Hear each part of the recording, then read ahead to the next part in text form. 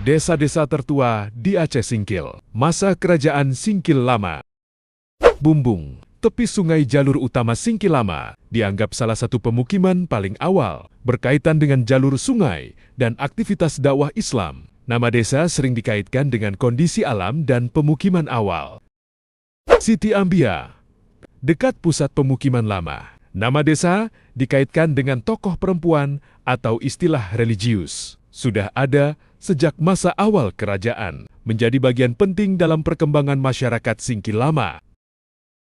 Pulau Sarok, wilayah strategis perairan pulau menunjukkan pemukiman tua di sekitar sungai atau pesisir, berkembang sebagai pusat aktivitas ekonomi dan keagamaan. Hingga kini masih menjadi pusat wilayah Singkil.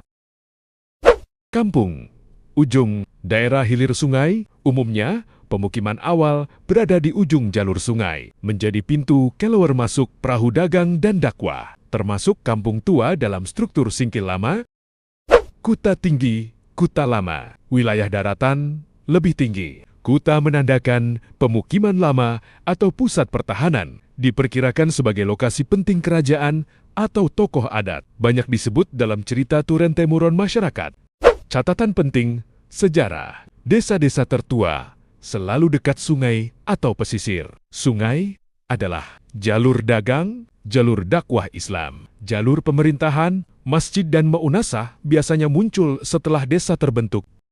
Oke Senin, ini berdasarkan sejarah lisan dan catatan tokoh masyarakat. Desa-desa yang dikenal sebagai pemukiman tertua pada masa Singkil Lama antara lain Pi Bumbung, Siti Ambia, Pulau Sarok, Kampung Ujung, dan Kuta Tinggi. Nanti kita akan bahas satu persatu desa tersebut. Untuk itu, Senina, dukung saya dengan cara subscribe, like, dan bagikan video ini. Terima kasih, Senina.